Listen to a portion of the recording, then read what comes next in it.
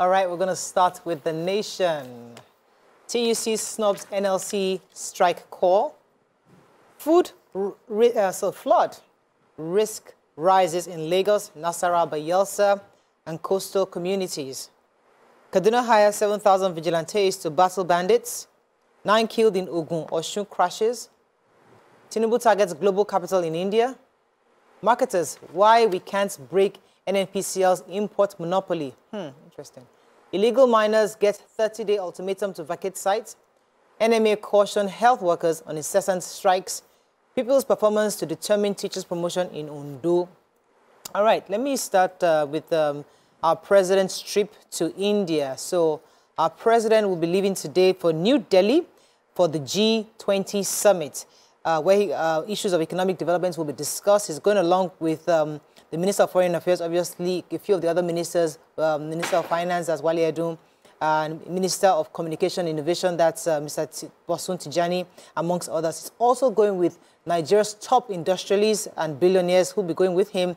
The idea really is to see how we can collaborate with other industrialists from India and how we can help in direct investment into Nigeria. According to the report in The Nation, they'll be leaving today, and they're hoping that the G20 summit will be on Saturday and Sunday. Although Nigeria would love to be a member of the G20 summit, but according to this report, they have to review the benefits of being a member, and hopefully that they can then consider applying for that.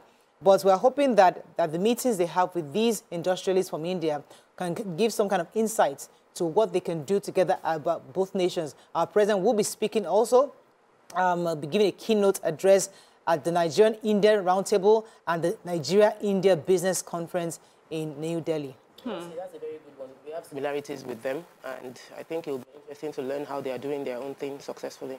Yeah. The enemy. Okay. The NMA, that's the Nigerian Medical Association president. His name is Uche Roland Ojema. He has cautioned his fellow doctors against the embarking on frivolous strike. He said that he understands the need to build a progressive health sector, but that it would require the health professionals exercising restraint.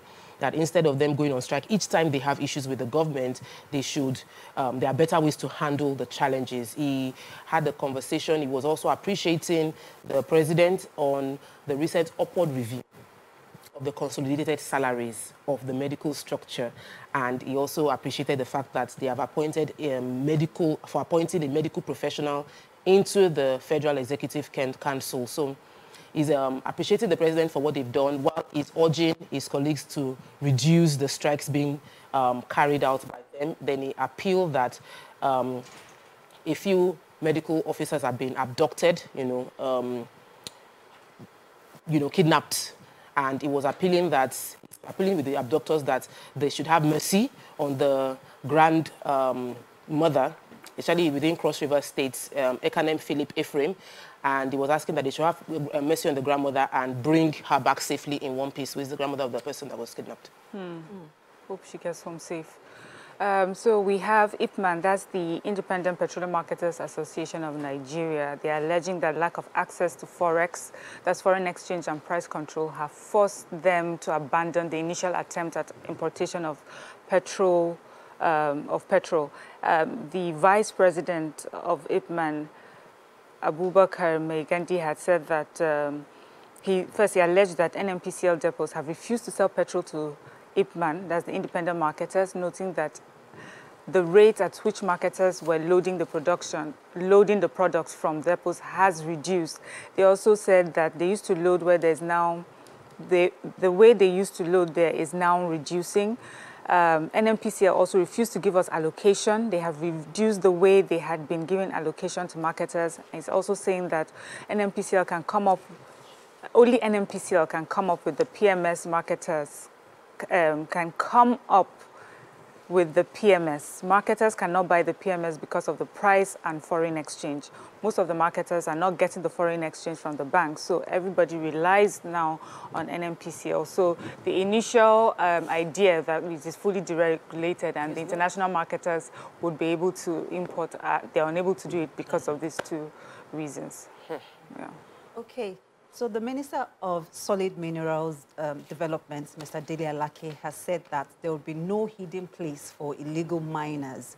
And he said he's giving them a 30-day ultimatum to formally join an institutionally recognized miners corporation to formalize their participation in the sector or quit the industry. He also released a 7-point agenda for developing the ministry. He said it would include the creation of Nigerian Solid Minerals Corporation, joint ventures with mining multinationals. He also mentioned that there will be big data on specific priority minerals, which is gold, coal, limestone, and all that. Yes, the 30-day ultimatum that I mentioned earlier. And then he also said that there will be mines surveillance task force and mine police. He also mentioned comprehensive review of all mining licenses and the creation of 6 mineral processing centers to focus on value-added products. According to him, the ministry has to take the bull by its horns if the country must reap the harvest of the trillion-dollar industry. Okay. I'm really looking forward to how that unfolds. Okay. Moving on to the Punch very quickly. Election petitions. Tribunals decide Tinubu 25 governors' cases this September. Waste managers urge Sanwo-Olu to probe accumulated debts. Marketers get foreign investors backing for 30,000 gas stations. FG plans mining firm pushes gold and 6 minerals. State NLC, TUC order workers to join the nationwide strike. And Forex, domestic operators lament over 40 aircraft grounded abroad. Okay, which story are we doing in Punch? So NLC had declared a 2-day warning strike, and now we have the state chapters of the labor union expressing that they are ready to also join the industrial strike. So according to this report, we have in Sokoto, Gombe, Kano, all of them saying that, you know, they refer to the federal body, and if the federal body says that they are going to go on strike, then they will go on strike, but they'll wait until they've had their NEC meeting, and then we'll know if they are going on the 2-day walking strike as declared by NLC. Interesting. So election petitions, everybody's expecting that this month, all the various 28 states, out of the 28 states where governorship elections were held, 25 of them are in court, and obviously the big elephant, which is the presidential elections, also are waiting judgment between the verdicts from the tribunal this month. According to the reports, most of the tribunals which were sitting in Lagos, Sokoto, Delta, Kano, and 21 other states, as well as Abuja, had reserved their judgments after the parties concluded their hearings and adopted their written addresses in line with the practice direction for the election petition. So we are hoping that this month, all the judgments will be finally. We hear the verdicts from the judgments. However, Michael Zekuma, he's one of the lawyers of the other parties, and he's saying that he expects justice to be done. According to him, I expect the tribunal to shun blaring sirens of power or executive intimidation to do justice. I expect the tribunal to know the Nigerians, the international community, and indeed the whole world are watching. The PDP expressed confidence in the ability of the tribunal and to dispense justice appropriately. And everybody's just waiting on this month and hoping that by the end of this month, everybody will know what the verdict is, and then we move on from there. Hopefully, democracy will be retained. Okay? Let's go on a quick break now. When we come back, we continue with our review. Stay with us. We'll be right back. Thanks for staying with us. We're still reviewing Punch. Yes. Amala, go ahead. Yes, let me take the story about marketers. Still within the way of providing Nigerians with affordable means of transportation, the independent... Excuse me. That was really louder. As in, the IPMAN has said that they've gotten they're talking with financiers to get how to provide 30,000 gas stations. So they're converting a lot of their current filling stations to be able to dispense gas to people that have already converted their vehicle. They said that this will provide quicker cushion to the cost of transportation than any other means the president is planning or the government is planning to use. They also mentioned that they had already sent a letter to the president. They sent a letter to the Federal Ministry of Finance asking that the CBN provides a 250 billion intervention fund for the natural gas expansion program, which is going to enable Ipman and all gas stations to be able to convert their filling stations to dispense gas as well. The good news is if they're able to do that, they will be able to cut down transportation. That distance that would have cost you 50 to 70,000 when you use petrol will be costing you about 5,000 to 10,000. This is saving you over 50,000, according to them, if you use the CNG. Yes, if you use CNG. And it's also breaking down that they are also talking to private investors, both local and international, to raise the funds that will be necessary to provide 30,000 gas stations converted. The reporter asked them to confirm the detail of how much it's going to cost to convert each one. They said they will not give that information. That's their own business secrets, but that they are working on it. And by doing this, the 11,000 vehicles the government is going to release will have ability to fill their gas anyway. And even when private citizens convert their cars to being gas-powered, they can get the gas available everywhere as well. You have a story? Yes. Go ahead. The Association of Waste Managers of Nigeria has lamented the delay in the payment of Visionscape debts to its members. And, Visionscape, right? So, according to the president of the association, Mr. Olugbenga Adebola, he said, according to him, the delay in the payment of Visionscape debts to our members that worked with Visionscape Company based on the directives of the then government is worrisome. And he's appealing to the governor through Loma to look into these payments passionately and facilitate the payments. He also said that the government should ensure that their members, that the businesses of their members are protected through enforceable agreements with the governments with appropriate stamp duty and relevant securities. He said this would help to increase members' confidence and also increase the level of investment in the industry.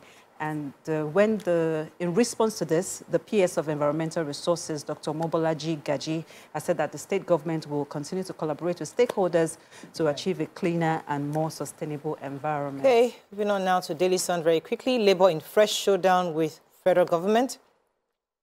Tinubu not illegal president, says NBA. Naira will bounce back against foreign currency, says Adeboye. He didn't say it like that. UK granted 132,000 visas to Nigerians in first half 2023, says Envoy.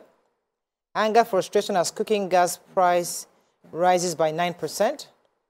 And protests as PDP clears Edo local government poll. Invest in Southeast, British High Commissioner tells UK companies. Okay. Yeah, I took the General Overseer of Redeemed Christian Church of God and Enoch Adeboye's story, where he predicted, according to the Sun, during the Thanksgiving service, that the depreciation of Naira would, that it will become something of the past, that the nation's currency will appreciate, and this time greater than the United States of America's dollars. He said that, although Morayo said that that's not what he said. I'm waiting for you to finish. I'll tell you what happened. There was a period, this is what he said, that he made a prediction during the church monthly Thanksgiving service, and he called it uncommon miracles. He said there was a period when Naira competed favorably with the United States dollars. The days when the Naira will be stronger will come back. Those glorious days will return. When that happens, you will know. And so he says that miracles are always unusual. Even sometimes the timing isn't what we expect, but that's what miracles are. So we are happy. I mean, this is good news. Don't spoil it for us. It wasn't a prophecy. God bless you. He was actually trying to refer to a testimony of the past. Back then, when something happened, and then reference how dollar used to be equal to the Naira. And then he just referenced and just like, don't worry, that time will come back. That's what the man said. And then we framed it in different ways, in different media. It's all over social media. It's heartening. At first, I was wondering, which Minister of Finance is this? Adeboye, I can't remember. I was just referencing some testimony many years ago. Okay. I mean, but let's move on, please. Let me get very redeemish here. Let's find that story. So let me take the British High Commissioner. So the British High Commission to Nigeria has asked investors from his country to explore investment in the Southeast. This was at the event. There was the event in Enugu actually was a roundtable hosted by Governor Peter Mba. They invited the Deputy High Commissioner in Lagos, Johnny Baxter, who was there. It was an opportunity for high-level discussions on how to advance viable investment, boost trade, and create more economic opportunities in the Southeast and Enugu in particular. He said that he hopes that this meeting they started would increase the relationship between UK and Enugu specifically. According to him, the UK's new developing countries trade scheme harnesses the power of trade to help Nigeria, including Enugu State, achieve its private sector-led economic transformation agenda. So we're hoping indeed that they can invest more and benefit the Nigerian people. Okay. Yes, still on that same event, the Daily Sun is also reporting that the United Kingdom issued 132,000 visas to Nigerians in the first half of the year. The British Deputy High Commissioner, Johnny Baxter, confirmed this, and he said that last year, the UK issued 324,000 visas, and that was 10% of the total visas that the UK issued.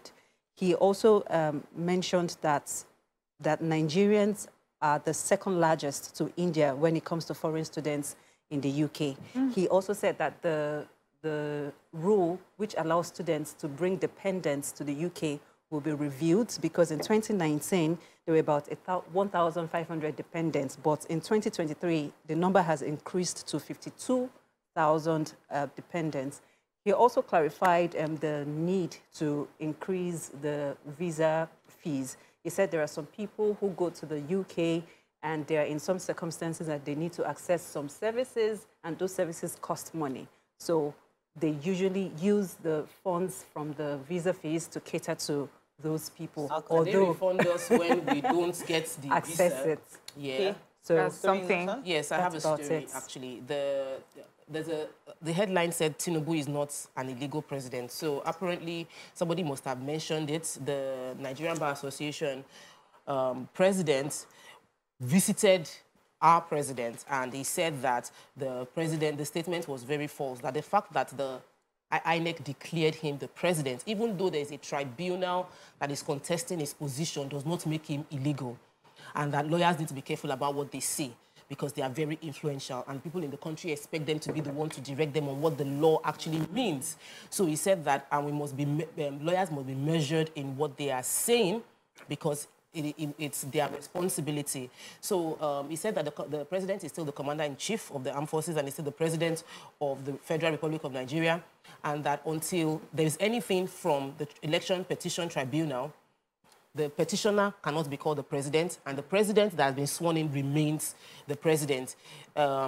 He also he said that it was nothing illegal for him visiting the president, because he went to the presidential villa to present the conference communique. And that was when the media people asked him these questions, and he answered that the president is legal, except the tribunal takes him out, and they haven't. And INEC has declared him, he's been sworn in. That's all. Okay, Vanguard, final paper for this morning. Let's find a story we've not taken. 7.71 billion naira rise in naira value of forex deposits shoots up money supply. Mixed reactions show Kiyamu's suspension of Nigeria air and airport concessions. Renewed Tantita's contract, Otuaru urges Tinubu.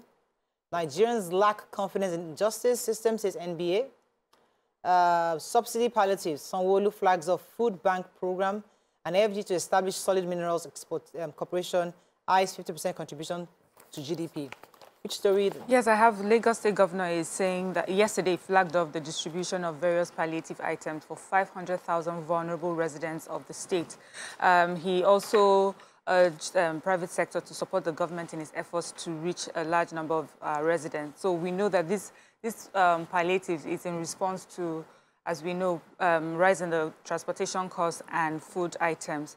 And they said that one of the measures in which this will be formally flagged off is the distribution of food items to vulnerable households through Lagos Food Bank program.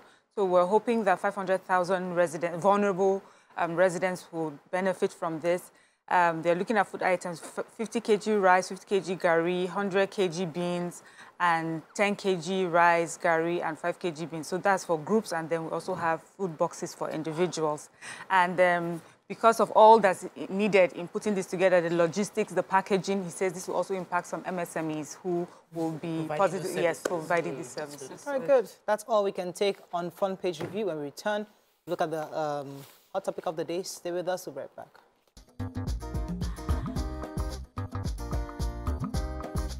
Stay tuned. Your View will be right back.